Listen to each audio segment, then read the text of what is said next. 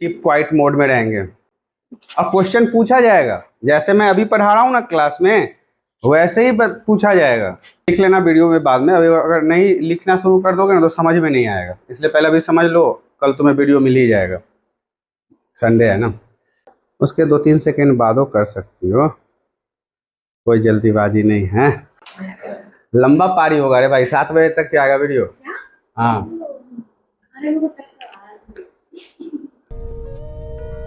बहुत लंबा दंगल चलेगा रे तोर हमारा। तैयार है? तैयार है। चलिए शुरू कीजिए। एक बार फिर से आप सभी का बहुत बहुत स्वागत है हमारे YouTube चैनल पे। आज फिर से मैं आप सभी के लिए, आज जो हम आप सभी को पढ़ाने वाले हैं ना, वो हमारा सिलेबस से थोड़ा सा आउट ऑफ सिलेबस है। हालांकि आप इसे आउट ऑफ सिलेबस नहीं कह सकते हैं, क्योंकि कई सारे ऐसे पॉइंट्स हैं, कई सारे ऐसे जॉब्स हैं, कई सारे ऐसी गवर्नमेंट वैकेंसीज हैं जहाँ पे आपको आज के टॉपिक से रिलेटेड चीज़ें पूछी जाती है। तो आज मुख्य रूप से हम बात करने वाले हैं, मतलब एक ऐसे राज्य के बारे में जो भारत का बहुत ही प्यारा राज्य है और बहुत ही प्रगतिशील भी है। कुछ मुद्दों के ऊपर जाके हमारा जो राज्य है जिसके बारे में आज हम बात करने वाले हैं वो पिछड़ा भी है। तो अब कौन कौन से ऐसे मुद्दे हैं जिनके ऊपर वो राज्य पिछड़ा हुआ है, या फिर किन किन चीजों को लेके पूरी दुनिया में, खासकर भारत के अंदर तो कई सारे राज्यों में उसे बड़ा ही हीन भाव से देखा जाता है, कई बार उसे नेग्लेक्ट किया जाता है, तुच्छ समझा जाता है, छोटा समझा जाता है, गरीब समझा जाता है। तो आज हम एक ऐसे राज्य के ऊपर बात करने वाले हैं। खासकर अब राज्य के ऊपर बात करने का मकसद हमारा ये था कि मैं भी उसी राज्य से आता हूँ, मेरा घर भी जो है एक ऐसे राज्य में है जिसका मतलब बुराई मतलब लगभग लगभग भारत के सभी राज्य करते हैं, लेकिन किन किन मुद्दों पे करते हैं ये आप सुन के ना बड़े हैरान हो जाओगे। बड़ा आपको आश्चर्य लगेगा कि लोगों की सोच मतलब कितना बदल चुका है। लोग अपने आप को बेहतर दिखाने के लिए दूसरे को किस हद तक नीचे गिरा सकते हैं। तो सबसे पहले हम आपको आगे की स्लाइड में लेके चलते हैं। आज का जो हमारा टॉपिक है वो है बिहार के बारे में। बिहार का नाम आप सभी ने सुना होगा। भारत का एक ऐसा राज्य जहां के लोग लगभग लगभग पूरे भारत में ही नहीं पूरी दुनिया में फैले हुए हैं। बिहार और इससे निकला है एक शब्द और बिहारी। तो ये बिहारी शब्द जो है ना वो बिहार के बासिंदे को कहा जाता है। तो हम यहाँ पे मुख्य रूप से आज बिहार के बारे में बात करने वाले हैं।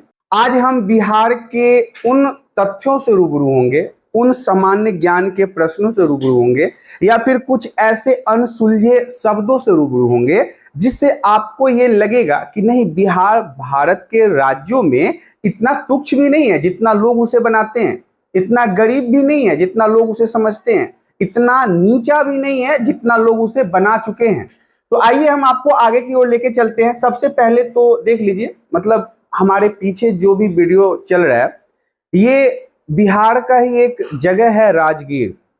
आप इसके पीछे की खूबसूरती को देख सकते हैं, आपको लगेगा ही नहीं कि ये बिहार का जगह है, या बिहार में कोई ऐसा जगह जहां पे इतनी खूबसूरत पहाड़े हो सकते हैं, पहाड़ों के ऊपर घर हो सकते हैं, झरने हो सकती है, नदियां हो सकती है, तालाब है, बहुत सुंदर सुंदर पेड़ हैं, बहुत सारे ऐसे जगह है जहां पे हजारों विदेशी या फिर आउट ऑफ कंट्री के पर्यटक करने वाले लोग घूमने आते हैं।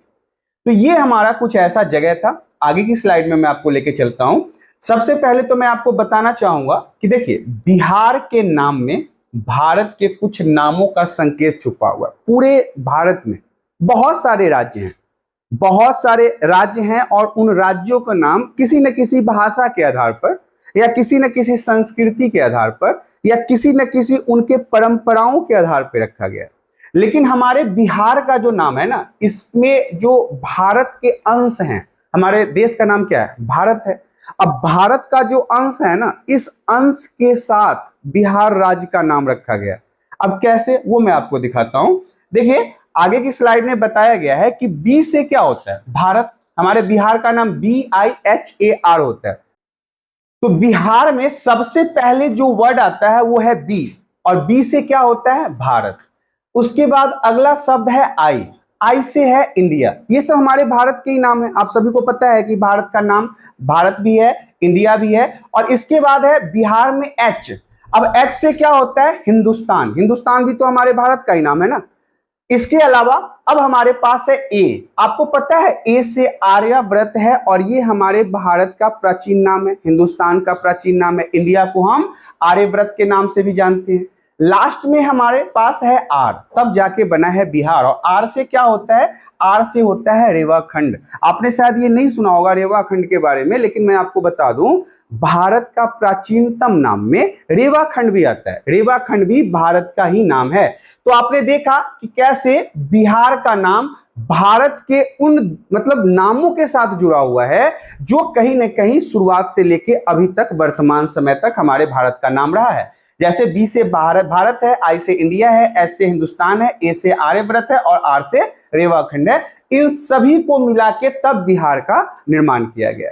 तो ये बिहार के नाम के पीछे बनने का या फिर बिहार के नाम की उत्पत्ति का इतिहास के बारे में था। आपको शायद पहले पता नहीं रहा होगा कि बिहार का नाम कैसे पड़ा, बिहार कैसे बना, बिहार के नाम के पीछे कैसे शब्दों का जाल छुपा हुआ है। तो ये आपने देखा। अब हम आपको लेके चलते हैं आगे की स्लाइड में।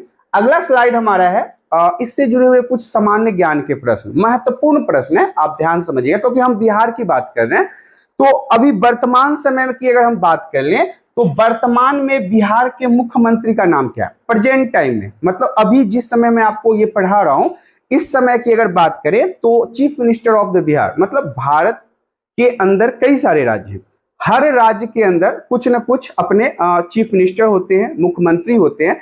ऐसे ही अगर हम बिहार की बात करें तो वर्तमान में बिहार के मुख्यमंत्री का नाम क्या है? वर्तमान समय में बिहार के मुख्यमंत्री का नाम श्री नीतीश कुमार है। कई वर्षों से बिहार के चीफ मिनिस्टर के रूप में नीतीश कुमार काम कर रहे हैं।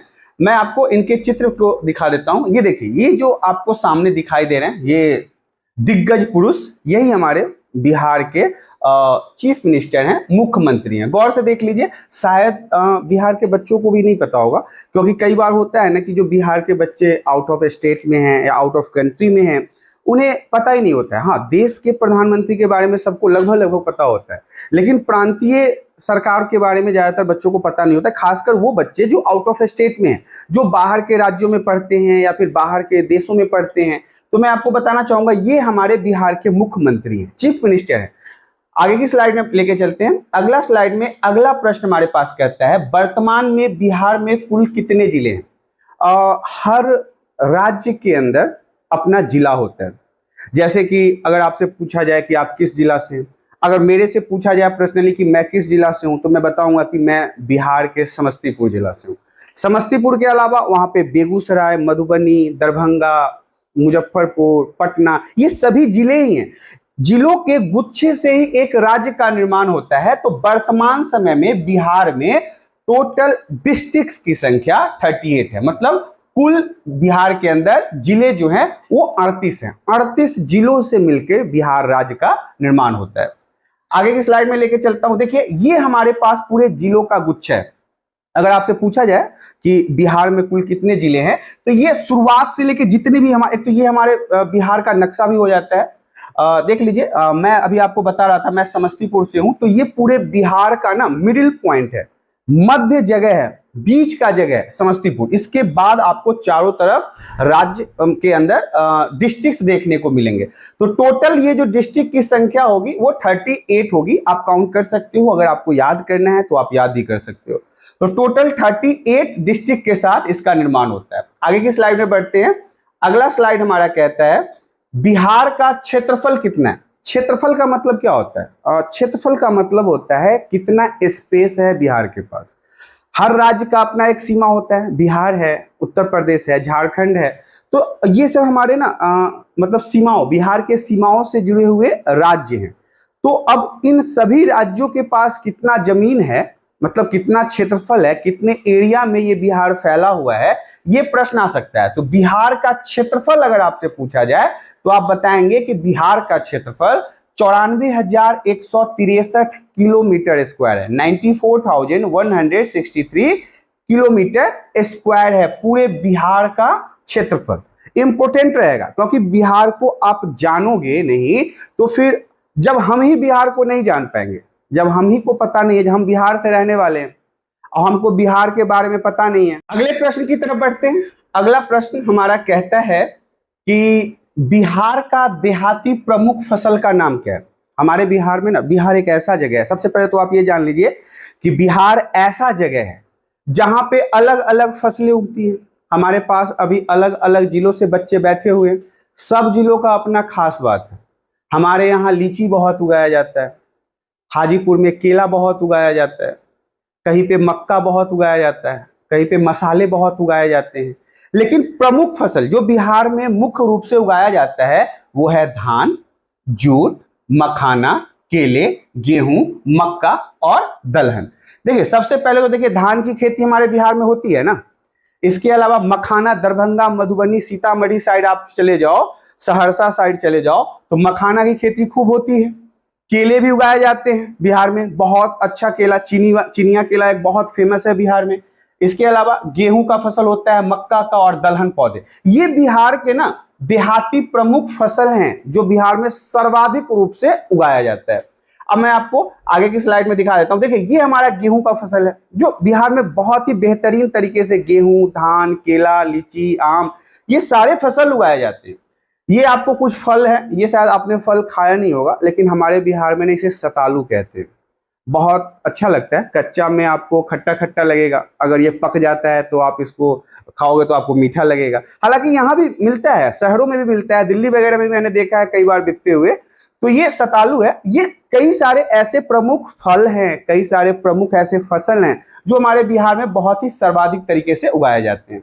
आगे की स्लाइड में बढ़ते हैं अगले प्रश्न की तरफ।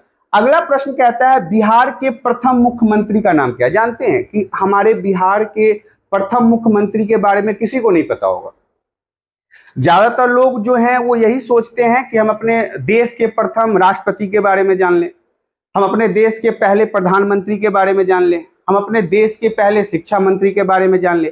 लेकिन किसी को भी ये इच्छा नहीं होती कि हम जिस राज्य में रहते हैं, जहां पे हमारा मातृभूमि है, जहां पे हमने जन्म लिया, जहां पे हमारे दादा दादा के दादा ये सब रह चुके हैं, उस जगह के मतलब उस राज्य के सबसे पहले मुख्यमंत्री कौन थे।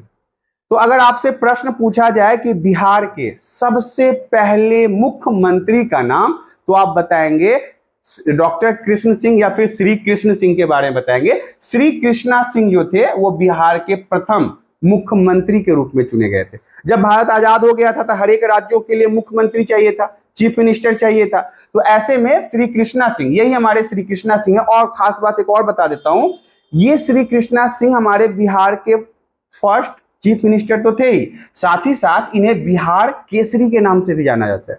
इनका दूसरा नाम बिहार केसरी भी है, तो इंपॉर्टेंट है। ये श्री कृष्णा सिंह है, बिहार के सबसे पहले चीफ मिनिस्टर। आगे की स्लाइड में बढ़ते हैं। अगला स्लाइड हमारा कहता है बिहार की प्रथम महिला मुख्यमंत्री का नाम बताएं।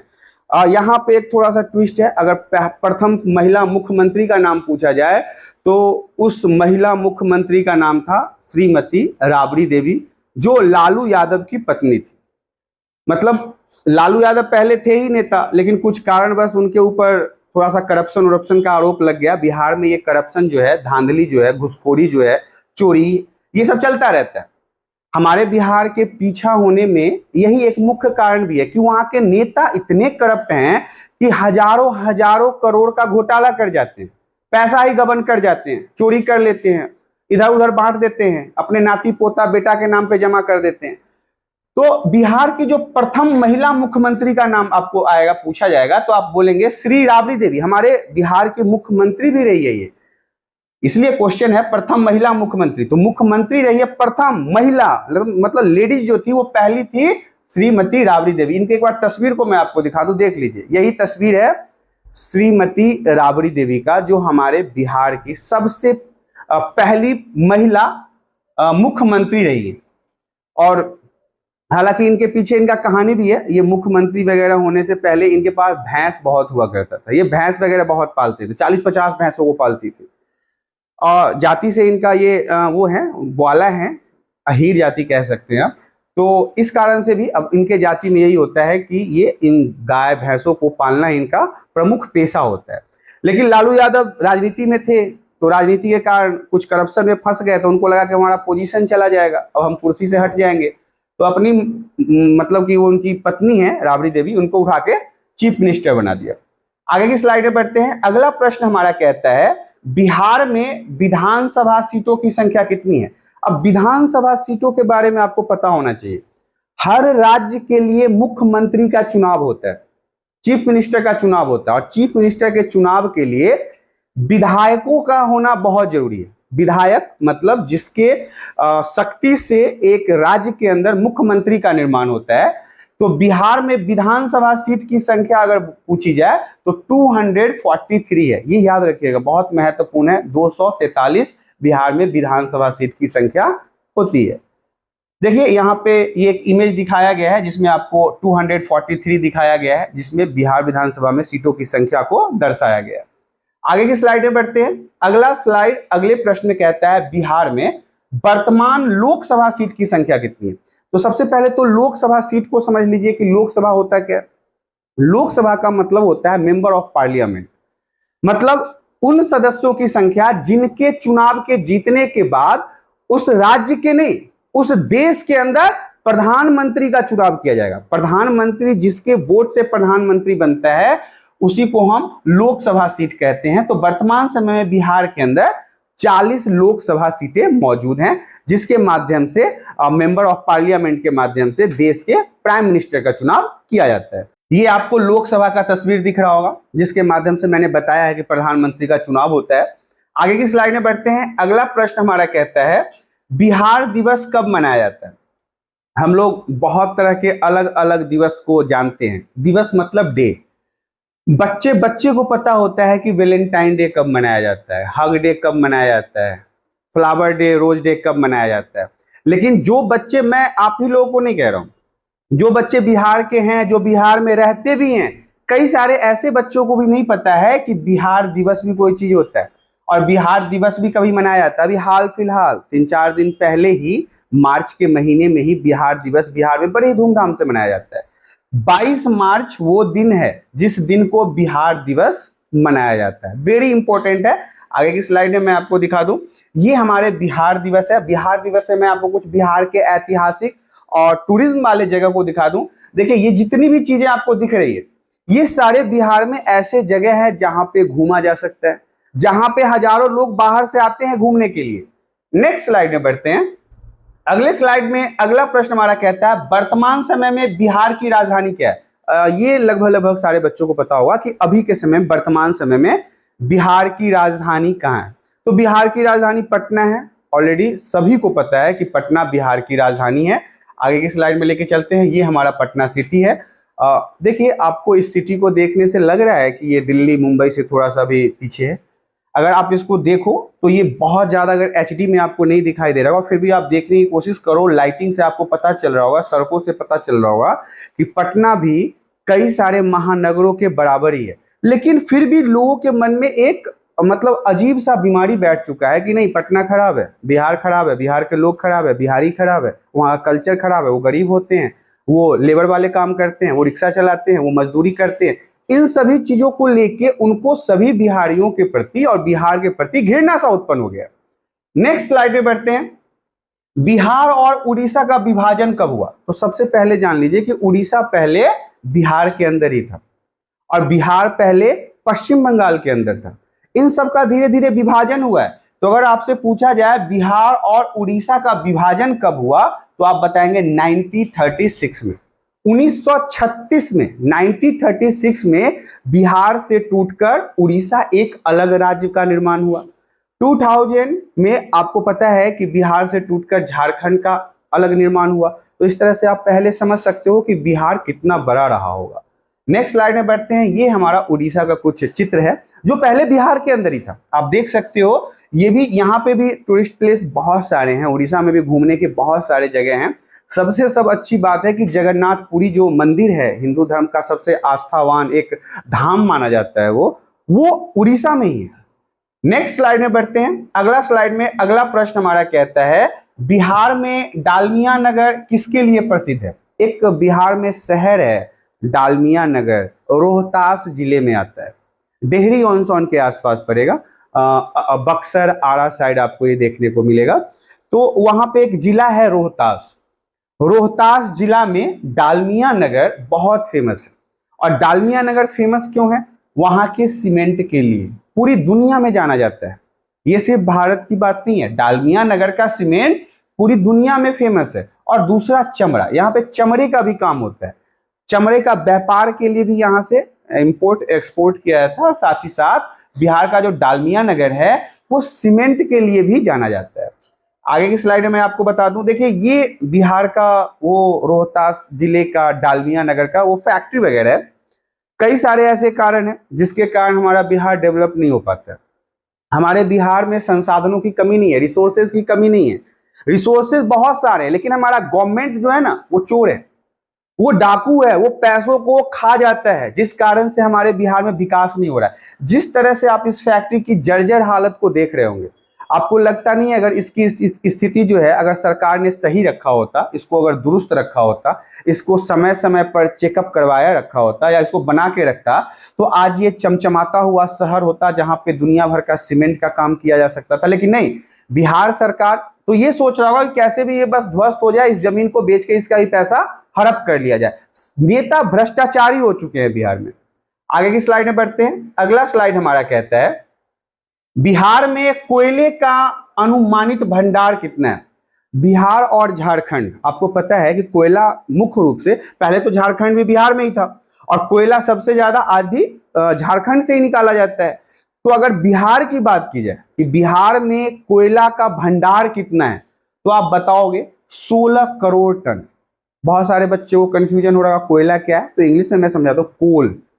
स्लाइड में मैं आपको इमेज में आपको दिखा देता हूं, ये कोल है, ये कोयला है, माइंस, जहां से कोयले को जमीन के अंदर से खनन के माध्यम से खुदाई करके निकाला जा रहा है। और बिहार में 16 टन के आसपास। मैं आपको बैक स्लाइड में लेके चलता हूं। पहला प्रश्न जो हमारा ये कह रहा है कि बिहार में कोयले का अनुमानित भंडार कितना, मतलब कितना कोयला है बिहार के अंदर भंडारित स्टॉक में? 16 करोड़ टन। आप सोच सकते हो कितना बड़ा स्टॉक है। इमेज में आपने कोल को देख ही लिया है। अब हम आपको आगे की स्लाइड में लेके चलते हैं अगले प्रश्न की तरफ। बिहार का प्रमुख भोजन क्या है? बड़ा फेमस क्वेश्चन है, बहुत अच्छा भी लगता है, बहुत सारे बिहार के बच्चों को पता भी होगा। हालांकि बच्चे आजकल जो हैं वो उनको नहीं पता होगा, क्योंकि उनको पिज्जा मोमोज बर्गर ये सब खाने से टाइम नहीं मिलता। लेकिन जो बिहार के हैं, या फिर आप अपने पापा या दादा से पूछ सकते हो, आपको वो बताएंगे कि लिट्टी चोखा और सत्तू हमारे बिहार का प्रमुख भोजन। मैं आज भी अगर सुबह में मैं नाश्ता नहीं करता हूं या नाश्ता नहीं ही करता हूं, हमारे बिहार में ये नाश्ता वास्ता नहीं होता है, सीधा हम भोजन समझते हैं। चाहे वो आप 8 बजे करवा दो या 10 बजे करवा दो या 12 बजे करवा दो, जब भी खाएंगे भरपेट खाएंगे।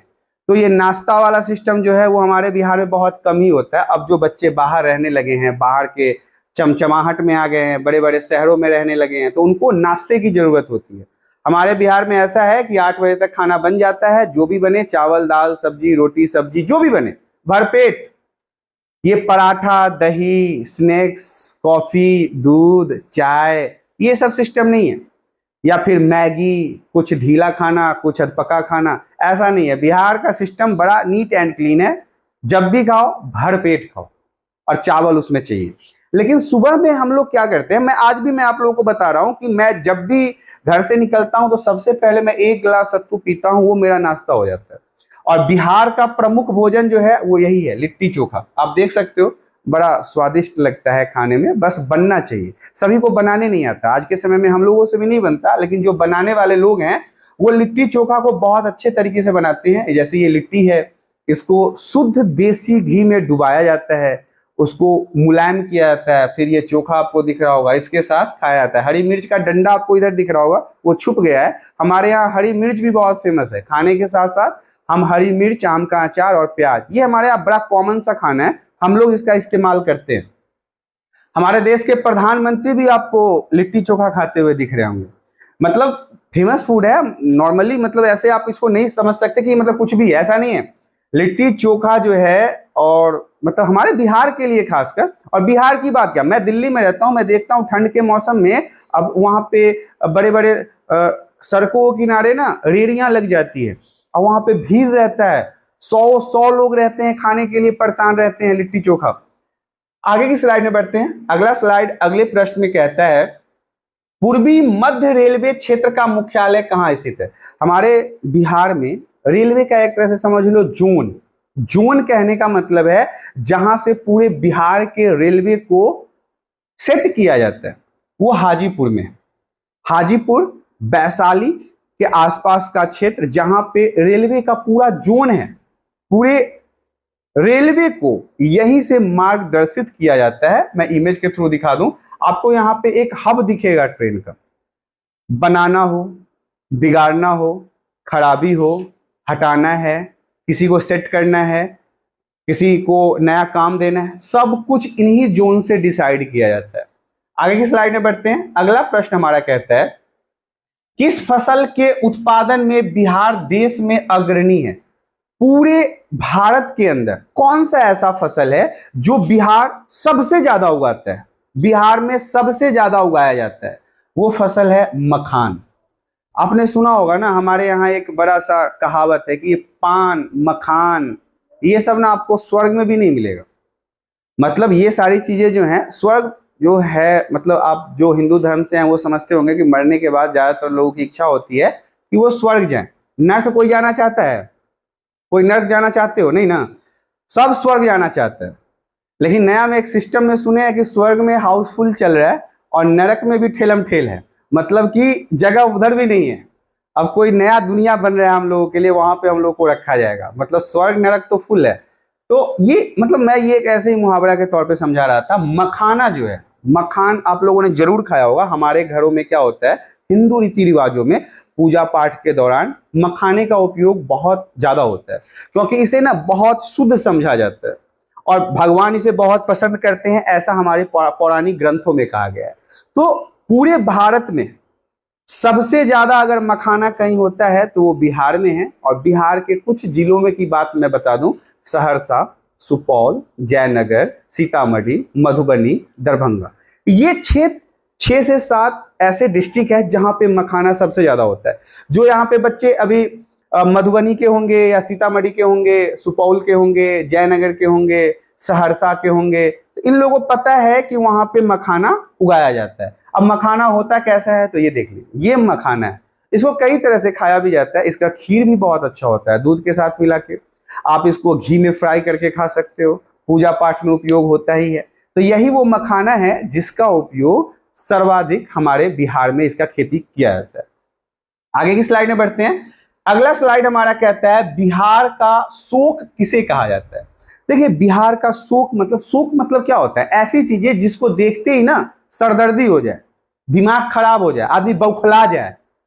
तो बिहार का जो शोक कहा जाता है वो कोसी को कहा जाता है। आप लोग के मन में प्रश्न उठ रहा होगा, ये कोसी क्या है? कोसी एक नदी है, रिवर है, नदी है, जिसे बिहार का शोक नदी कहा जाता है। अब शोक नदी क्यों कहा जाता है? शोक नदी इसलिए कहा जाता है क्योंकि इसके पानी से या फिर इसके बहाव से जब बाढ़ वगैरह आता है, बहुत सारी फसलों को खराब किया जाता है, तबाह हो जाते हैं, बहुत सारे लोगों के घर डूब जाते हैं। बिहार का वो बाढ़ तो आप सभी ने देख रखा है ना, बिहार में क्या स्थिति हो जाता है, क्या परिस्थिति हो जाता है। लोगों के घर, जानवर, राशन सब नष्ट हो जाता है, खेती बाड़ी सब खत्म हो जाता है। ये हमारा बिहार का वो नदी है जिसे हम बिहार के शोक नदी के रूप में जानते हैं। इसका नाम कोसी है, कोसी नदी है। नेक्स्ट स्लाइड में बढ़ते हैं। अगला स्लाइड हमारा कहता है, आम की वह प्रजाति जो केवल बिहार में उगाई जाती है, उपजाई जाती है। आम की वह प्रजाति, आम तो खाने वाले बहुत सारे लोग हैं, मैंगो लवर की कमी नहीं है। खासकर लड़कियां, उनको आइसक्रीम और आम दोनों बहुत पसंद है। हालांकि मैं ये नहीं कह रहा हूं कि लड़के नहीं खाते, मुझे भी आम बहुत पसंद है, लेकिन मेरे आम खाने का तरीका थोड़ा अलग है। बहुत लोगों को आपने देखा होगा कि आम काट के खाते हैं, बहुत लोग आम को कैसे भी मतलब अलग। मेरा जो तरीका है वो आम को एक बार में, मतलब कि उसको बिहारी स्टाइल में गाड़ना कहते हैं। पहले उसको गाड़ लो, इतना जमा कर लो और उसको सीधे पियो, कितना आनंद आता है। तो एक ऐसे आम की प्रजाति जो सिर्फ और सिर्फ बिहार में उगाई जाती है, उसे सफेदा मालदह भी कहते हैं, मालदह भी कहते हैं। दिल्ली जैसे शहरों में उसे टेंगड़ा कहते हैं, लंगड़ा आम कहते हैं। तो ये आम जो है सिर्फ और सिर्फ सफेदा मालदह की अगर हम बात करें तो ये सिर्फ और सिर्फ बिहार में ही मिलेगा आपको। बिहार के अलावा कोई सा भी ऐसा राज्य नहीं है जो इस प्रकार के आम की प्रजाति को उगाता हो। देखिए यही है वो सफेदा मालदह, देखने से ही बड़ा प्यारा सा लग रहा होगा आपको। हालांकि अब ज्यादा दिन नहीं है, आम का महीना आने वाला है, अब आम आप लोग खा सकते हो। हालांकि आम तो अभी मिलना शुरू हो गया है दिल्ली में, मैंने देखा है कई सारे बाजारों में आम 200 रुपए में एक आम दिया था, 400 रुपए में मैंने 2 आम लाए और वो आम इतना खट्टा था कि मत पूछो, मतलब बिल्कुल ही खट्टा। तो अभी आम खाने का कोई फायदा नहीं है, थोड़ा सा समय बीतेगा उसके बाद आप आम खा सकते हैं। आगे की स्लाइड में बढ़ते हैं। अगला प्रश्न हमारा कहता है बिहार में सबसे कम वर्षा वाला जिला कौन सा है? बिहार में ऐसा कौन सा डिस्ट्रिक्ट है जो जहां पे सबसे कम बारिश होती है, जहां पे बारिश बिल्कुल नाम मात्र ही होता है, वो है औरंगाबाद। औरंगाबाद, ये औरंगाबाद आप महाराष्ट्र वाला मत समझिएगा, हमारे बिहार में भी औरंगाबाद है और ये एक ऐसा जिला है जहां पे बारिश जो है वो बहुत नाम मात्र होता है, बहुत कम होता है और जिलों की अपेक्षा। ये औरंगाबाद है। औरंगाबाद भी बड़ा अच्छा शहर है, आप देख सकते हो। इसके आगे पीछे भी आपको पहाड़ी देखने को मिलेंगे, सड़कें अच्छी है, जंगल है, साफ सुथरा शहर है। नेक्स्ट स्लाइड में बढ़ते हैं। अगला स्लाइड, अगला प्रश्न हमारा कहता है बिहार में सर्वाधिक वर्षा वाला जिला कौन सा है? ऐसा जिला जहां पे सबसे ज्यादा बारिश होती है। सबसे ज्यादा बारिश होने वाले जिले का नाम अगर आपसे पूछा जाए, सबसे कम वाले में आपने औरंगाबाद बता दिया, सबसे ज्यादा वाले में आप बताओगे किशनगंज। किशनगंज भी एक ऐसा जिला है बिहार का जहां पे सबसे ज्यादा बारिश होती है। यहाँ पे आपको मैं किशनगंज भी दिखा दूं, ये किशनगंज रेलवे स्टेशन की फोटो मैंने ऐड कर दिया है, आप पहचान सको कि किशनगंज भी बिहार का एक जिला है। नेक्स्ट स्लाइड में बढ़ते हैं। अगला स्लाइड हमारा कहता है बिहार में सबसे कम साक्षरता वाला जिला कौन सा है? मतलब ऐसा जिला जहां के लोग सबसे कम पढ़े लिखे हैं। बिहार में कौन सा ऐसा जिला है जहां पे सबसे कम पढ़े लिखे लोग मिलते हैं? अब आपको लग रहा होगा कि ये सब बातें पता कैसे चलती है कि कम पढ़ा लिखा वाला जिला कौन सा है, ज्यादा पढ़ा लिखा वाला जिला कौन सा है? तो ये सब आपके सर्वे से पता चलता है। जब सर्वे होता है इससे हमें मालूम होता है कि बिहार में सबसे कम साक्षरता वाला जिला पूर्णिया है। पूर्णिया बिहार का एक जिला है, बहुत पिछड़ा है, मतलब पिछड़ा है, कई सारे मामलों में पिछड़ा हुआ है, लेकिन आप मतलब पढ़ाई के मामले में अगर कोई जिला पिछड़ा हुआ है तो उसे आप पिछड़ा ही समझोगे। तो ये पूर्णिया एक ऐसा जिला है बिहार का जिसमें सबसे कम पढ़े लिखे लोग आपको मिलेंगे। नेक्स्ट स्लाइड में आपको दिखाते हैं इमेज। यहाँ पे आप अनुमान लगा सकते हैं कि पूर्णिया में होता क्या है। छोटे छोटे बच्चों को काम में लगा दिया जाता है। अब छोटे छोटे बच्चे अगर इस प्रकार के कामों में संलग्न हो जाएंगे तो उनके पास पढ़ने का समय कब मिलेगा, और जब वो पढ़ेंगे नहीं तो वो बढ़ेंगे नहीं, तो वो जिला दिन प्रतिदिन और पीछे ही होता चला जाएगा। आगे की स्लाइड में बढ़ते हैं। अगला स्लाइड में अगला प्रश्न हमारे पास है बिहार में सर्वाधिक साक्षरता वाला जिला कौन सा है? सबसे ज्यादा पढ़ा लिखा जिला बिहार के अंदर कौन सा है? वो है रोहतास। मैंने अभी जो आपको बताया था कि डालमिया नगर के लिए एक क्वेश्चन बताया था कि डालमिया नगर क्यों प्रसिद्ध है, तो वहां पे मैंने आपको बताया था सीमेंट के लिए प्रसिद्ध है, चमड़े के व्यापार के लिए प्रसिद्ध है। तो वही जिला है रोहतास जहां सबसे ज्यादा पढ़े लिखे लोग आपको मिलेंगे। तो इसका आंसर रोहतास होगा। रोहतास को मैं दिखा दूं, देखिए रोहतास के बच्चे हैं कैसे सर्टिफिकेट वगैरह लेके आपको दिखा रहे हैं। अगला प्रश्न कहता है संपूर्ण बिहार राज्य स्थित है। पूरा बिहार जो है ना वो कहाँ स्थित है? वो मैदानी क्षेत्र में स्थित है। यहाँ पे आपका उत्तर होगा मैदानी क्षेत्र। मैदानी क्षेत्र कहने का मतलब है कि पूरा बिहार जो है वो नदियों के, गंगा के नदियों की, ज्यादातर आपको जो जगह बिहार में मिलेगा वो नदियों के किनारे वाले जगहों में मिलेगा, और इसी कारण से बिहार की जो जमीन है वो बहुत उपजाऊ होती है। गंगा के तटीय क्षेत्र में बसने वाले जितने भी जिले हैं इन सब पे उपजाऊ इतना ज्यादा होता है कि ये लोग एक साल में कई सारी खेतियां कर लेते हैं। आप ये देख लो, ये हो गया हमारा मैदानी क्षेत्र जहां पे मैदान ज्यादा होता हो, जहां पे खेती करने के लिए आपको जमीन अधिक से अधिक अवेलेबल हो जाता है। आगे की स्लाइड में बढ़ते हैं। अगला प्रश्न हमारा कहता है बिहार में तेल शोधक कारखाना कहाँ है? बिहार में तेल मतलब ऑयल रिफाइनरी कहते हैं इसको, तेल शोधक जहां पे कच्चे पेट्रोल को शुद्ध किया जाता है, डीजल बनाया जाता है, ग्रीस बनाया जाता है, बरौनी में है। ये जो आपको इमेज दिख रहा है ये रिफाइनरी है जहां पे तेल को शुद्ध किया जाता है, पेट्रोल को, डीजल को, एलपीजी वगैरह। ये वो कारखाना है बिहार के अंदर। तो अगर आपसे पूछा जाए तेल शोधक कारखाना कहाँ है तो आप बताओगे बरौनी में है, जो बेगूसराय जिले के अंदर आता है। आगे की स्लाइड में बढ़ते हैं। अगला प्रश्न हमारा कहता है बिहार में 1857 की क्रांति के नेता कुंवर सिंह का देहांत कब हुआ था? आप लोगों को तो ये पता है कि 1857 में क्रांति हुआ, सिपाही विद्रोह हुआ, मंगल पांडे का चला, बहुत सारे ऐसे लोग थे। लेकिन आपको ये नहीं पता होगा कि बिहार से भी कोई था जिसका नाम था नेता कुंवर सिंह। इनकी मृत्यु हुई 9 मई 1858 में। मतलब 1857 की क्रांति के नेता कुंवर सिंह का देहांत 9 मई 1858 में हो गया। क्रांति के 1 साल बाद ही इनकी मृत्यु हो गई थी। इनके इमेज को देख लीजिए, ये हैं कुंवर सिंह, नेता कुंवर सिंह, जो 1857 की क्रांति में इनकी अहम भूमिका मानी जाती है। नेक्स्ट स्लाइड में बढ़ते हैं। अगला प्रश्न कहता है बिरसा मुंडा का कार्य क्षेत्र कौन सा है? देखिए, बिरसा मुंडा का नाम जब आता है तो लोगों को अब ये समझेंगे कि ये तो झारखंड हो गया, ये तो अब झारखंड में आ गया। लेकिन आप ये तो समझिए झारखंड हुआ कब? 2000 में। और बिरसा मुंडा की अगर जीवनी को अगर देखें तो कहीं ना कहीं ये बिहार से जुड़ा हुआ है। अंग्रेजों के दांतों को खट्टा करने में बिरसा मुंडा का अहम रोल था। बहुत ही लंबे समय तक बिरसा मुंडा ने अकेले और अपने लोगों के साथ अंग्रेजों का मतलब हुक्का पानी बंद कर रखा था, उनका जीना हराम कर रखा था। तो कार्य क्षेत्र अगर बिरसा मुंडा का पूछा जाए तो वो रांची है। नेक्स्ट स्लाइड में बढ़ते हैं। ये देखिए, ये बिरसा मुंडा और उनकी फौज हैं जो आदिवासी समुदाय से थे, इसीलिए इनका रहन सहन पहनावा इस तरह का है। ये तीर कमान इत्यादियों का उपयोग करते थे और आज के समय में बिरसा मुंडा को बिरसा भगवान के नाम से भी जाना जाता है। इनके नाम से कई सारी यूनिवर्सिटीज, कई सारे मेडिकल कॉलेज, कई सारे अस्पताल आज बिहार और झारखंड में आपको देखने को मिलेंगे।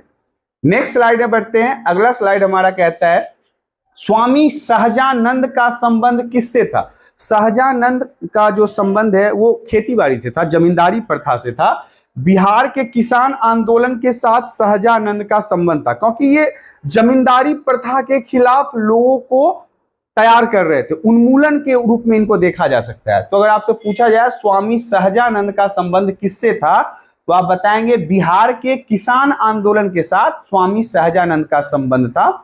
आगे की स्लाइड में मैं आपको सहजानंद के बारे में दिखा देता हूं। ये सहजानंद है और किसानों के हक की लड़ाई के लिए स्वामी सहजानंद आंदोलन कर रहे थे बिहार के अंदर। नेक्स्ट स्लाइड में बढ़ते हैं। अगला प्रश्न हमारा कहता है पाटलिपुत्र में किस शासक ने सर्वप्रथम अपनी राजधानी बनाई थी? पाटलिपुत्र जो अभी वर्तमान समय में पटना है, आपने सुना होगा कि बिहार की राजधानी पटना है। मैंने आपको पहले क्वेश्चन में बताया भी है। तो पाटलिपुत्र में सबसे पहले जो चंद्रगुप्त मौर्य था, चंद्रगुप्त मौर्य का नाम आपने सुना होगा, उसने सबसे पहले इसको राजधानी बनाया था, चंद्रगुप्त मौर्य। आगे स्लाइड में मैं आपको चंद्रगुप्त मौर्य को दिखा देता हूं। हालांकि ये एक प्रकार का बनावटी तस्वीर है, रियल तस्वीर मिलना मुश्किल है, ना तो उस समय फोन था ना कैमरा था, तो आप कैसे पता करोगे। तो ये एग्जाम्पल के रूप में मैं आपको बता रहा हूं कि ये चंद्रगुप्त मौर्य जिन्होंने सबसे पहले पाटलिपुत्र को अपने राजधानी के रूप में निर्माण किया था। आगे की स्लाइड में बढ़ते हैं अगले प्रश्न की तरफ। पाटलिपुत्र में स्थित चंद्रगुप्त का महल मुख्यतः किस चीज से बना हुआ था? चंद्रगुप्त का महल लकड़ियों से बनाया गया था। लकड़ियों से चंद्रगुप्त मौर्य का महल निर्माण किया गया था। इसका उत्तर होगा लकड़ी का। एग्जाम्पल के लिए मैं बता दूं कि इस तरह से लकड़ियों का घर बनाया जाता है और ज्यादातर लकड़ियों के घर आपको जापान में देखने को मिलेंगे। जापान एक ऐसा देश जहां पे भूकंप ज्यादा आता है, इस कारण से वहां पे आपको पक्के मकान नहीं देखने को मिलेंगे। ये जो आपको दिख रहा है इसमें एक और बढ़िया क्वालिटी का होगा, महल टाइप का होगा, जैसे टीवी में सेट वगैरह तैयार किए जाते हैं कुछ समय के लिए, वैसे ही महलों का निर्माण लकड़ी से किया गया था। आगे की स्लाइड में बढ़ते हैं। अगला प्रश्न हमारा कहता है बिहार में सर्वाधिक लोकप्रिय सुल्तान कौन थे? बिहार का सबसे ज्यादा लोकप्रिय सुल्तान अगर इस्लाम धर्म में देखा जाए तो शेर शाह सूरी को माना जाता है। ये सबसे लोकप्रिय शासक के रूप में भी और लोकप्रिय सुल्तान के रूप में भी शेर शाह सूरी का नाम आता है। ये हमारे शेर शाह सूरी का तस्वीर है जो बिहार के लिए बहुत ही लोकप्रिय थे, बहुत ही ज्यादा लोगों के द्वारा पसंद किया जाता था इनको। नेक्स्ट स्लाइड में बढ़ते हैं। अगला स्लाइड हमारा कहता है नालंदा विश्वविद्यालय का वैभव किसके हाथों से नष्ट हुआ था? नालंदा विश्वविद्यालय आपको पता है कि बिहार में जो नालंदा विश्वविद्यालय था वहां पे देश विदेश के स्टूडेंट भी पढ़ने आते थे। आज नहीं, आज से इतने वर्षों पहले वहां पे चाइना, जापान, कनाडा, ऑस्ट्रेलिया, अलग अलग देशों से लोग पढ़ने आते थे। लेकिन एक मुगल शासक था बख्तियार खिलजी, उसके क्रूरता का अंश आपको नालंदा विश्वविद्यालय में देखने को मिलेगा, जिसने पूर्ण रूप से नालंदा विश्वविद्यालय को तहस नहस कर दिया। आगे की स्लाइड में बता दूं, यही है बख्तियार खिलजी, जिसकी क्रूरता का शासन आपको नालंदा में देखने को मिला कि किस तरह से उसने नालंदा विश्वविद्यालय जो इतना प्रसिद्ध और इतना वैभवशाली था, जिसको नष्ट कर दिया गया।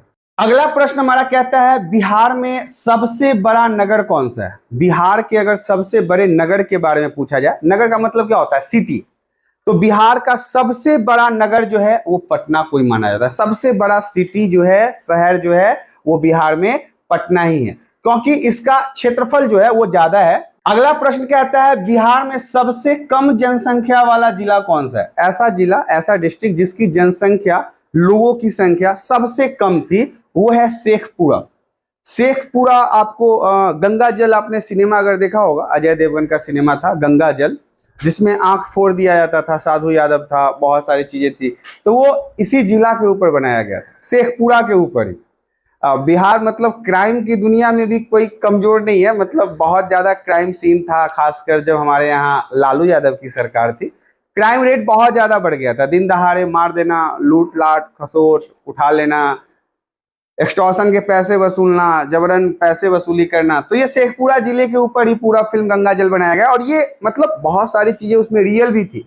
अब फोड़वा कांड हो जाए, या साधु यादव जिनका संबंध लालू यादव के साथ था, उनका क्रूरतापूर्ण व्यवहार, तो ये सारी चीजें हैं। आगे की स्लाइड में बढ़ते हैं। अगला स्लाइड, बिहार में सर्वाधिक जनसंख्या वाला जिला कौन सा है। ऐसा कौन सा जिला है बिहार का जहां पे जनसंख्या सबसे ज्यादा है, तो वो भी पटना है। क्षेत्रफल के मामला में भी पटना ही है, जनसंख्या के मामला में भी पटना है, कि बिहार में सबसे ज्यादा जनसंख्या वाला अगर जिला कोई है, शहर है, तो वो पटना है। आगे की स्लाइड में बढ़ते हैं। अगला स्लाइड, अगला प्रश्न कहता है बिहार में विश्वविद्यालयों की संख्या कितनी है। मतलब आप ये भी मत समझिए, लोग कहते हैं कि बिहार के लोग पढ़े लिखे नहीं होते, बिहार के लोग अनपढ़ होते हैं, बिहार के लोग गंवार होते हैं। आज भी आप इंडिया में देख लो तो टॉप मोस्ट टीचर आपको जो मिलेंगे पढ़ाने वाले, वो बिहार के ही मिलेंगे, चाहे वो किसी जगह पे हो, चाहे वो राजस्थान में कोटा में पढ़ा रहे हो, चाहे वो पटना के खान सर हो जाए, चाहे वो दिल्ली के ही बहुत बड़े IAS UPSC वगैरह पढ़ाने वाले टीचर आपको मिल रहे हैं, वो सब बिहार के ही मोस्टली आपको मिलेंगे।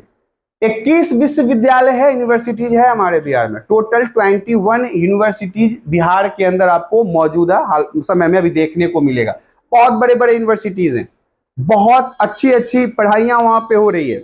अगर अच्छी पढ़ाई नहीं हो रही होती तो बिहार से इतना IAS, इतना मेडिकल, इतना IITN, इतना इंजीनियर कहाँ से आता। तो पढ़ाई में कुछ दम तो है बिहार के, तभी तो इतने सारे सिविल सर्विसेज, सबसे टफ पढ़ाई तो सिविल सर्विसेज का ही होता है ना, सबसे ऊपर की पढ़ाई हाई लेवल का, वहां पे भी बिहार के बच्चे जो हैं वो अपना झंडा फहरा देते हैं। नेक्स्ट स्लाइड में बढ़ते हैं। अगला स्लाइड हमारा कहता है बिहार में जो अनुमंडल है वो कितना है। अनुमंडलों की संख्या कितने हैं बिहार के अंदर। 101 अनुमंडल हैं बिहार के अंदर, 101 अनुमंडल। ये इंपॉर्टेंट रहेगा, याद रखिएगा। बिहार में अनुमंडल अगर आपसे पूछा जाए तो आप बताएंगे 101 अनुमंडल बिहार के अंदर मौजूद है। नेक्स्ट स्लाइड में बढ़ते हैं। अगला स्लाइड हमारा कहता है पटना को प्रांतीय राजधानी किसने बनाया था। पटना को राजधानी, प्रांत के अंदर राजधानी के रूप में दर्जा देने वाले व्यक्ति शेरशाह सूरी ही थे। शेरशाह का नाम मैंने आपको बताया है कि ये बहुत फेमस सुल्तान थे, इनको बहुत ज्यादा पसंद किया जाता था। इन्होंने ही पटना को प्रांतीय राजधानी के रूप में मान्यता दिया या फिर बनाया था। आगे की स्लाइड में बढ़ते हैं। अगला स्लाइड हमारा कहता है बिहार का मुगल साम्राज्य के प्रांत के रूप में गठन कब हुआ। बिहार मुगलों के हाथ में कब आया। 1580 ईस्वी में आया। यहीं से बिहार में मुगल शासकों का आना शुरू हो चुका था। नेक्स्ट क्वेश्चन कहता है बिहार में नमक सत्याग्रह कब आरंभ हुआ। नमक सत्याग्रह में आपको याद होगा महात्मा गांधी जी का बड़ा अहम रोल है, और नमक सत्याग्रह जो बिहार में हुआ वो 15 अप्रैल 1930 में हुआ। बिहार में नमक सत्याग्रह अगर आपसे पूछा जाए तो आप बताएंगे 15 अप्रैल 1930 में बिहार के अंदर नमक को लेके सत्याग्रह शुरू हुआ था। नेक्स्ट स्लाइड में बढ़ते हैं। अगला स्लाइड हमारा कहता है पटना उच्च न्यायालय की स्थापना कब हुई। हर राज्य में अपना हाई कोर्ट होता है, जितने भी राज्य हैं, और ज्यादातर राज्य के अंदर जो उसकी राजधानी होती है, जितने भी राज्यों की राजधानी होती है उसी के अंदर उसका हाई कोर्ट मतलब उच्च न्यायालय देखने को मिलता है। तो 1916 में पटना उच्च न्यायालय की स्थापना की गई थी। याद रखिएगा 1916 में पटना हाई कोर्ट की स्थापना की गई थी।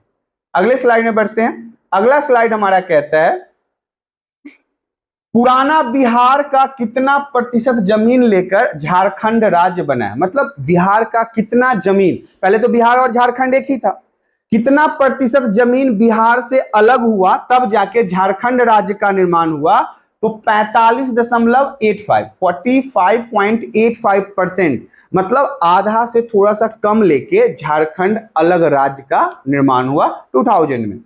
नेक्स्ट स्लाइड में बढ़ते हैं। अगला स्लाइड हमारा कहता है किस देश की सीमा बिहार राज्य से जुड़ती है। मतलब कौन सा ऐसा देश है जिसका जो सीमा है वो बिहार के साथ जुड़ता है। तो नेपाल आपको पता है कि बिहार के लास्ट बॉर्डर पे, फिर बिहार के बाद उधर किधर जैप, सहरसा, मधुबनी, सुपौल, इन सब जगहों पे आपको नेपाल के बॉर्डर देखने को मिल जाएंगे। तो नेपाल एक ऐसा देश है जिसका सीमा बिहार राज्य के साथ लगता है। ये हमारा नेपाल का वो बॉर्डर है जहां पे आप देखोगे कि बिहार खत्म होके नेपाल शुरू हो जाता है।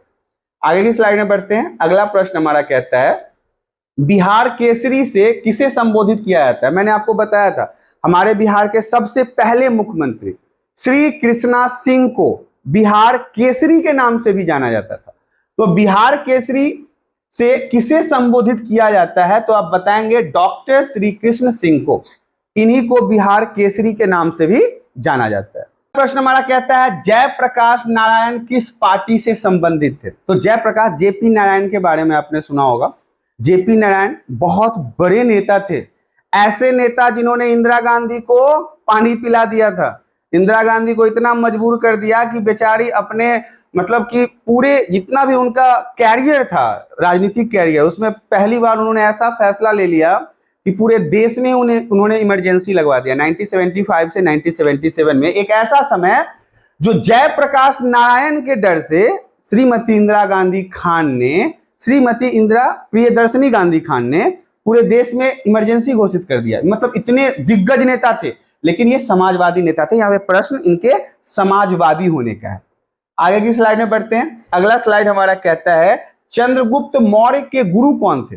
चाणक्य का नाम आप सभी ने सुना होगा, पूरा दुनिया इनका लोहा मानता है। इनके कूटनीति का, इनके राजनीति का, इनके अर्थशास्त्र का पूरा दुनिया लोहा मानता था।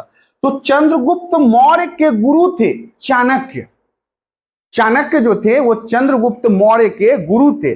और इनका शो भी आता है, कई सारे टीवी सीरियल्स आ चुके हैं जिसमें चंद्रगुप्त मौर्य के गुरु के रूप में चाणक्य को ही दर्शाया गया। हालांकि यह एक कार्टून है, मतलब एक तरह से समझाने के लिए आपको दर्शाया गया है। लेकिन अगर आपसे पूछा जाए चंद्रगुप्त मौर्य के गुरु का नाम क्या था, तो आप बताएंगे चाणक्य। अगले स्लाइड में बढ़ते हैं। अगला स्लाइड हमारा कहता है बिहार में किसान आंदोलन के साथ कौन जुड़ा था। बिहार में जो किसान आंदोलन हुआ उसके साथ जुड़े होने वाले व्यक्ति जो थे वो डॉक्टर राजेंद्र प्रसाद थे, जो हमारे भारत के प्रथम राष्ट्रपति भी बने, प्रेसिडेंट भी बने, और ये बिहार के रहने वाले थे। इनके जीवन से जुड़ा हुआ भी बहुत सारा कहानी है। यही हमारे डॉक्टर राजेंद्र प्रसाद हैं। बहुत ही ईमानदार थे, बहुत ही ईमानदार। इनको आजाद भारत का सबसे पहला प्रेसिडेंट भी बनाया गया। और बिहार में जब किसान आंदोलन हुआ था ना, तो उसमें डॉक्टर राजेंद्र प्रसाद ने अपनी अहम भूमिका दिखाई थी। आगे की स्लाइड में बढ़ते हैं। अगला स्लाइड हमारा कहता है कांग्रेस सोशलिस्ट पार्टी की पहली बैठक कहां हुआ था। सबसे पहले तो आपको कांग्रेस सोशलिस्ट पार्टी को समझना पड़ेगा कि कांग्रेस सोशलिस्ट पार्टी था क्या। तो महात्मा गांधी तो चलो बहुत बड़े नेता थे, पंडित जवाहरलाल नेहरू बहुत बड़े नेता थे, लेकिन सब नेता इनसे खुश हो ऐसा भी तो जरूरी नहीं है ना। तो कुछ ऐसे लोग थे जो इनसे नाखुश थे। उन लोगों ने इनसे हटके, मतलब कांग्रेस से हटके, कांग्रेस सोशलिस्ट पार्टी का निर्माण किया। और सबसे पहली बार बैठक इसका पटना में हुआ, जो बिहार के अंदर है। पूरे देश की पार्टी, और उसका बैठक कहां, हमारे बिहार पटना में। आगे की स्लाइड में बढ़ते हैं। अगला स्लाइड हमारा कहता है बिहार का राजकीय पक्षी क्या है? बिहार के अंदर जो अपना राज्य के स्तर पर, देश के लिए तो हमें पता है, देश के लिए तो आपको पता है ना कि हमारा मोर है राष्ट्रीय पक्षी, लेकिन राष्ट्रीय पक्षी के अलावा राजकीय मतलब राज्य लेवल पे जो पक्षी है उसका नाम है गोरैया। आपने नाम नहीं सुना होगा लेकिन इसे देखा जरूर होगा। मैं दिखा दूं, इस पक्षी को आपने देखा होगा, ये हमारे बिहार में बड़ा मिलता है आराम से। यही हमारे बिहार का राजकीय पक्षी है जिसका नाम गोरैया है। आगे की स्लाइड में बढ़ते हैं। अगला स्लाइड हमारा कहता है बिहार का राजकीय पशु क्या है, मतलब ऐसा कौन सा जानवर है, एनिमल है। हालांकि मैं जो भी चीजें आपको बता रहा हूं इन चीजों में हो सकता है कि नाम, हमारे बिहार में आपको पता है ना अलग अलग भाषाएं बोली जाती है। अलग अलग भाषा कहने का मतलब है हमारे यहाँ मिथिला भी बोला जाता है, हमारे यहाँ मगही भी बोला जाता है, हमारे यहाँ भोजपुरी भी बोला जाता है। तो मुख्य रूप से ये 3 भाषा बोली जाती है। अब तीनों भाषा में इतना मतलब सिमिलरिटी है। अब भाषा को लेके कितना विवाद चल रहा है ये देखिए। तमिलनाडु कह रहा है कि भैया जो हिंदी बोलेगा वो तमिलनाडु में रहेगा। कर्नाटक में भी यही कह रहा है कि भाई तुम्हें अगर कर्नाटक में रहना है तो कन्नड़ बोलना पड़ेगा। अब भाई हम बिहार के रहने वाले, हमको आता है मैथिली, हमको आता है भोजपुरी, हमको आता है मगही, हम बोलते हैं शुद्ध हिंदी। इसके अलावा अब तुम कहोगे कि 74 गो भाषा और सीखने के लिए, तो कोई नहीं, सीखना तो अच्छी बात है लेकिन उसके लिए तो समय चाहिए ना। हमारा तो संविधान ये कहता है कि आप भारत के किसी कोने में रह के व्यापार कर सकते हो। अब तमिलनाडु वाले भैया बोलते हैं कि भाई यहाँ रहना है तो तमिल बोलो। अरे तमिल आना भी तो चाहिए। तमिल इंगे पोड़ा इन्ने सोल्रा तंबी अक्का तन्नी आना भी चाहिए। अब चलो मुझे इसलिए आता है क्योंकि मैं वहां से पढ़ाई कर चुका हूँ, लेकिन अब दुनिया के हर व्यक्ति, मतलब खासकर भारत के हर व्यक्ति को तमिल नहीं आता होगा, हर व्यक्ति को कन्नड़ नहीं आता होगा। तब उनको बेंगलोर में परेशान किया जा रहा है, उनको तमिलनाडु में परेशान किया जा रहा है। तो भाषा के आधार पर जो अभी जंग छिड़ा हुआ है ना वो अच्छा नहीं है। हमारे बिहार में 3 मुख्य रूप से भाषा है। अगर मुख्य रूप से अगर भाषा देखो ना तो हमारे बिहार का जो लैंग्वेज है ऑफिशियल वो हिंदी है। हिंदी और उर्दू बिहार का ऑफिशियल लैंग्वेज है। इसके अलावा हम मैथिली भी बोलते हैं, हम मगही भी बोलते हैं, हम भोजपुरी भी बोलते हैं। अब यहाँ पे अलग अलग लोगों का अलग अलग भाषा है। मैथिली बड़ा ही प्यारा सा लैंग्वेज है। आपसे बोला जाएगा, गाली भी दिया जाएगा ना अगर आपको मतलब मैथिली भाषा में, तो आपको लगेगा ही नहीं कि आपको कोई गाली दे रहा है, आपको कोई परेशान कर रहा है। बड़े शांत स्वर से ऐसे आपको जवाब देंगे ना कि आपको लगेगा ही नहीं कि कोई भाई गाली दे रहा है। तो अगर आपसे पूछा जाए कि बिहार का राजकीय पशु क्या है तो आप बताओगे बैल। बैल, आपने OX ऑक्स, ये बैल देखा है बैल को। गाय जो है वो स्त्रीलिंग रूप है और बैल जो है वो पुल्लिंग रूप है। ये बैल जो है ये बिहार का राजकीय पशु। कितना खतरनाक लग रहा है देख लो। लोग बिहार के लोग ऐसे ही समझते हैं ना कि वो चुप रहते हैं, सुन लेते हैं। परदेश में जाके भाई अब बाहर आए हैं तो क्यों लड़ाई झगड़ा करना, लेकिन एक बार वो फिर बिगड़ गया तो फिर यही हाल हो जाएगा बैल जैसा। सींग पे उठा के इतना पेलेगा तो हालत खराब कर देगा। तो बिहार के लोग शांत होते हैं, मानता हूं शांत होते हैं, लेकिन अगर एक बार फिर उग्र हो जाएं तो फिर किसी की सुनते भी नहीं। हमारे यहाँ वही बातें हैं कि अलग अलग भाषा के लोग अलग अलग तरीके से ट्रीट करते हैं। आपको कुछ लोग हो सकता है कि बोल सकते हैं कि अहाँ कहाँ जाई छी, तो ये मिथिला हो गया। भोजपुरी में आपसे बोल सकते हैं कि कहाँ जात बारा हो। और हमारा लैंग्वेज जो मगही है वो थोड़ा सा ज्यादा टफ है, मतलब कि सुनने से ही लगेगा कि हम गाली दे रहे हैं। रे बरगाई सर कहाँ जाई छी तू। तो ये हम लोगों का लैंग्वेज है। तो ये तीनों लैंग्वेज जो है ना, इसमें सबसे मैं बुरा लैंग्वेज अपने लैंग्वेज को ही मानता हूँ, क्योंकि हमारी भाषा जो है वो थोड़ा बड़ा खड़ा है। खड़ा कहने का मतलब है कि हम अच्छी बातें भी बोले ना तो लोगों को बुरा लग जाता है। सेम कंडीशन अगर हम बात करें मैथिली को लेके, तो मैथिली में बुरा चीज भी बोले तो वो अच्छा लगता है सुनने में। अहाँ के ओहो अहाँ के थोपिया देवियो, हाँ ठीक है थोपिया दो, हाँ कोई बात नहीं। भोजपुरी में ही बोलेंगे चलो ठीक है, क्या हो भाई ऐसे करवा तो थोपिया में के, चलो वो भी ठीक है। लेकिन हमारा रे साला मारेंगे ना, मारबो रे कान फाड़ देबो, मुंह फाड़ देबो, मतलब प्यार से बोलो तो थोड़ा अच्छा भी लगेगा। लेकिन भाषा है, लेकिन तीनों भाषा हमारे बिहार में बोली जाती है, तीनों भाषा हम बोलते हैं। और सबसे अच्छी बात यह है कि हम मैथिली भी समझते हैं, हम भोजपुरी भी समझते हैं, हम अपनी भाषा तो समझते ही हैं। मतलब हर एक व्यक्ति जो है एक दूसरे की भाषा समझता है, बोलता है और साथ ही साथ हिंदी तो हमारा कॉमन है, बिहार के हर व्यक्ति हिंदी तो बोल ही लेते हैं। अब थोड़ा सा दिक्कत हो जाता है, जैसे कि कभी कभी अब जो कभी शहर में आए नहीं, जो कभी शहर से निकले नहीं, तो उनका लिंग का थोड़ा सा चेंजिंग हो जाता है। वो अब क्या है ना कि मतलब अगर जहां लगती है वहां हम लोग लगता है भी लगा देते हैं, जहां लगता है वहां लगती है भी लगा देते हैं। कई सारे पेरेंट्स से हम भी मिलते हैं जो लड़का को लेके आते हैं और कहते हैं सर ये नहीं पढ़ती है। हम कहे ठीक है भाई, नहीं पढ़ती है तो कोई नहीं, इसको हम पढ़ा देंगे। सर ये घर पे घूमती रहती है। हम कहे तो फिर हमको भी कंफ्यूजन होता है कि सही में उसका फिर मुंह देखते हैं कि हाँ भाई लड़के है ना, तो हाँ। लेकिन अब क्या है, ठीक है थोड़ा सा मिस्टेक्स होता है, हर व्यक्ति के साथ होता है, कोई बात नहीं है, लगती है लगता है ऐसे फर्क नहीं पड़ता। लेकिन फिर भी हमारा भारत का भाषा जो है वो हिंदी है ना जी। लोकल लैंग्वेज तो चलो सम्माननीय है, लेकिन जो अगर भारत की भाषा की बात करें तो हिंदी ही है, तो हम हिंदी बोलते हैं। अब बैल को हम आगे बढ़ाते हैं, बहुत देर से पीछे खड़ा है बैल। आगे की स्लाइड में बढ़ते हैं। अगला स्लाइड हमारा कहता है बिहार का राजकीय पुष्प क्या है। पुष्प मतलब फूल। भारत का आपको पता है ना कमल है, बिहार का कौन सा है, गेंदा। हर चीज में, पूजा में गेंदा, लड़का का शादी है तो माला में गेंदा, पूजा पाठ में घर में टांगना है तो गेंदा। गेंदा बड़ा कॉमन है, और गेंदा भी कई प्रकार का है। एक इतना इतना बड़ा गेंदा मिलेगा आपको पीला कलर का, एक छोटा छोटा भी गेंदा हम लोग के दरवाजे पे लगा रहता है लाल लाल रंग का, उससे पूजा पाठ होता है, माला भी बनता है। हालांकि ये गेंदा है, आपने देखा तो जरूर होगा। तो ये बिहार का राजकीय पुष्प है, हर काम में गेंदा।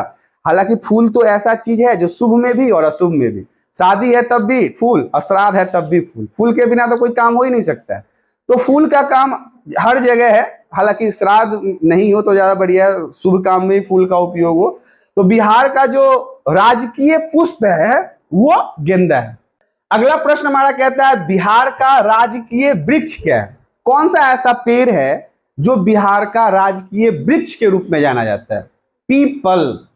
आपको बता दूं कि हमारे बिहार का जो कल्चर है, हमारे बिहार का जो परंपरा है ना, वो बहुत पौराणिक है। बड़े ही कल्चरल तरीके से, बहुत ही सांस्कृतिक, बहुत ही ढंग से हम लोग चलते आ रहे हैं।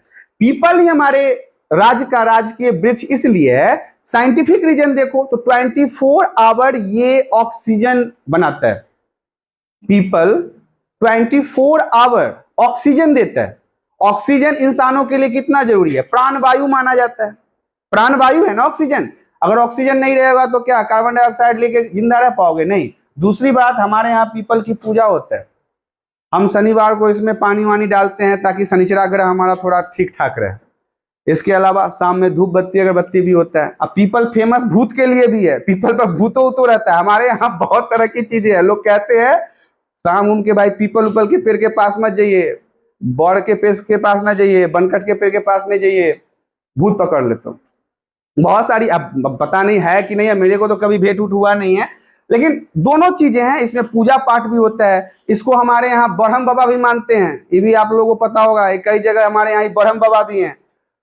बहुत पौराणिक कथाएं हैं। आपको काली जी के मंदिर वगैरह के साथ में आपको पीपल का पेड़ मिल जाएगा, ब्रह्म बाबा होते हैं, बहुत सारी चीजें। और इसके साथ साथ मैं आपको बता दूं, हमारे यहाँ के शादी विवाह में एक कल्चर है काली ब्रह्म पूजने का। उसमें पीपल के पेड़ की भी पूजा होती है।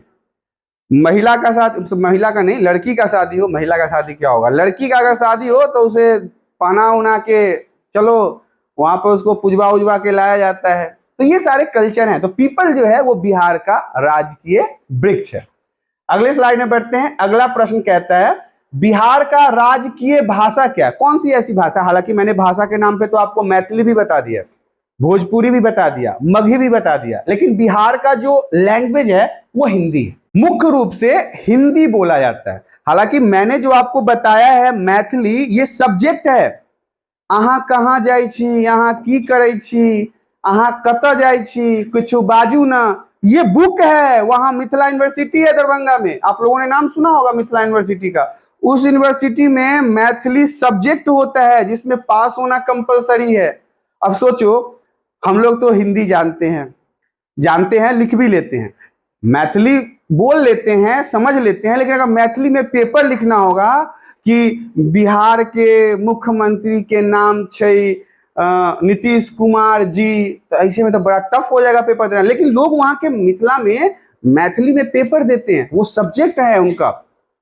तो अगर बिहार के राजकीय भाषा की अगर बात की जाए तो हिंदी को आप याद रखिएगा। नेक्स्ट स्लाइड में बढ़ते हैं। अगला स्लाइड हमारा कहता है बिहार का उच्च न्यायालय कहाँ है। तो बिहार का उच्च न्यायालय पटना में है, क्योंकि हर राज्य के राजधानी में ही उस राज्य का हाई कोर्ट मौजूद होता है। पटना आपको आंसर लिखना है। ये बिहार का हाई कोर्ट है।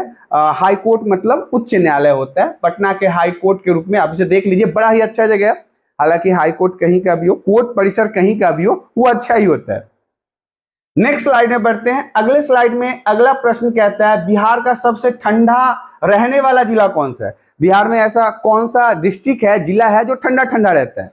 तो बिहार में ठंडा रहने वाला जिला जो है वो गया है। गया का नाम आपने सुना होगा, गया एक अच्छा जगह। बोध गया का नाम तो सुना होगा, जहां पे बुद्ध भगवान के बहुत सारे स्तूप वगैरह है। अब आपको मैं एक इमेज दिखाता हूँ। इतना ठंडा तो खैर नहीं रहता है, ये तो मैं आपको दिखाने के लिए बोला हूँ। ये इतना स्नोफॉल वगैरह नहीं होता है, लेकिन गया जो है वो और राज्यों की और डिस्ट्रिक्ट की अपेक्षा, जिले की अपेक्षा ठंडा रहता है। नेक्स्ट स्लाइड में बढ़ते हैं। अगला स्लाइड हमारा कहता है 1857 की क्रांति के बिहार के नेता कौन थे। कुंवर सिंह के नाम के बारे में मैंने आपको बताया था। नेता कुंवर सिंह, यही 1857 की क्रांति में बिहार के नेता के रूप में जाने जाते हैं, और 1858 में इनकी मृत्यु भी हो गई थी। अगला प्रश्न कहता है बिहार बंगाल से कब पृथक हुआ था। बिहार बंगाल से, क्योंकि बिहार तो पश्चिम बंगाल वगैरह सब जुड़े हुए थे, तो इससे अलग कब हुआ। 1912 में अलग हुआ था। 1912 में पश्चिम बंगाल से और बिहार में बंटवारा हो गया। ये अलग प्रांत बन गया, वो अलग प्रांत बन गया। आगे की स्लाइड में बढ़ते हैं। अगला प्रश्न हमारा कहता है बिहार सोशलिस्ट पार्टी के संस्थापक कौन थे। याद रखिएगा, वेरी इंपॉर्टेंट प्रश्न है ये, अक्सर अच्छे अच्छे एग्जामों में पूछा जाता है। बिहार सोशलिस्ट पार्टी के संस्थापक कौन थे।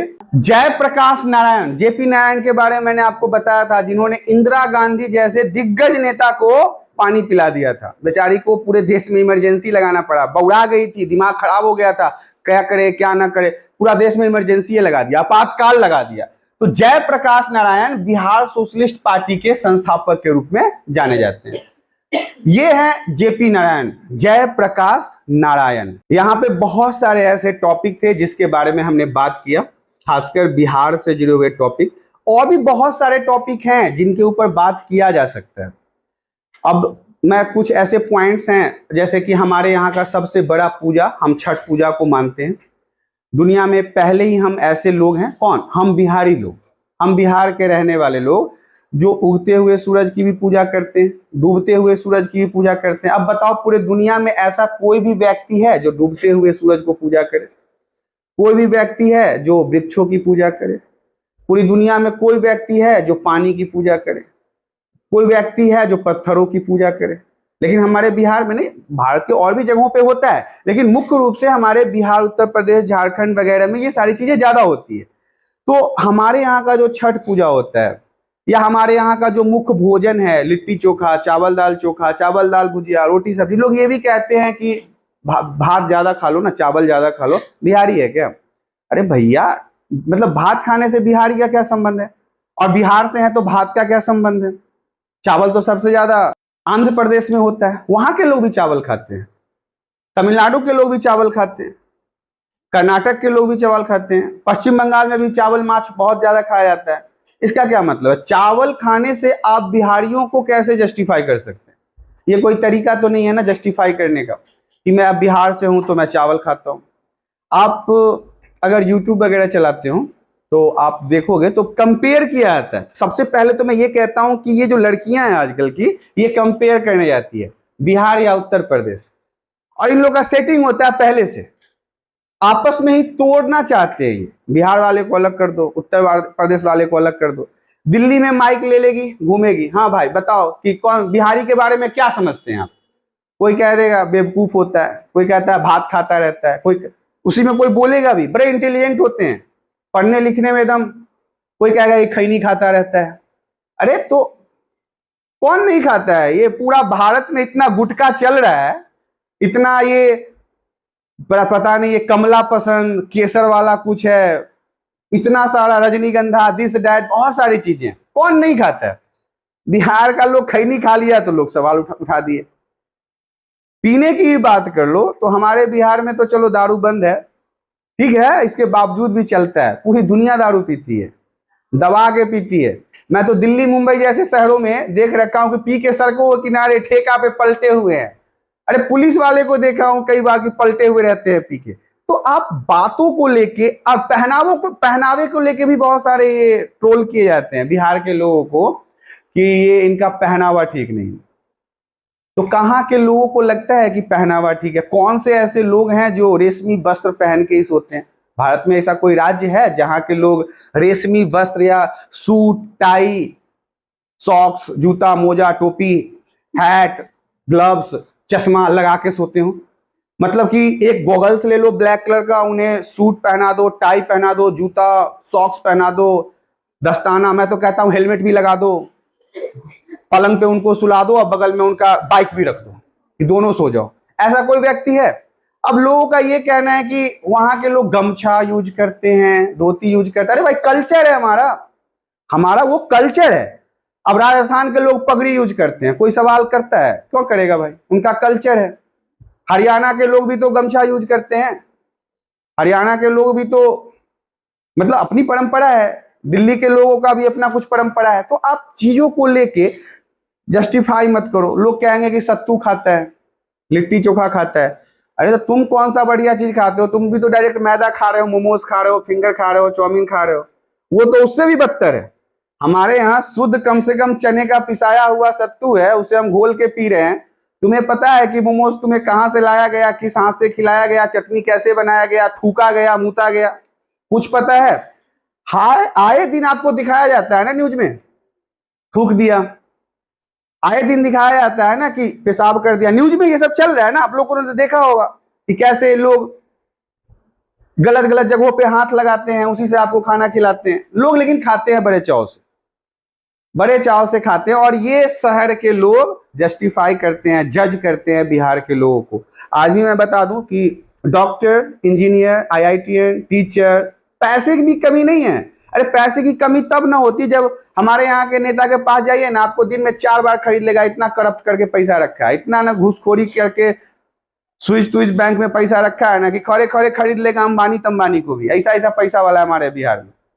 तो चलिए फिलहाल हम यहाँ पे जो बिहार की बातें थी उसकी चर्चा यहाँ पे समाप्त करते हैं। आशा करते हैं वीडियो में दी गई जानकारी आप सभी को पसंद आया होगा। यदि जानकारी पसंद आया तो वीडियो को लाइक और चैनल पे पहली बार आया तो चैनल को सब्सक्राइब कर लें। आज के लिए इतना ही, धन्यवाद।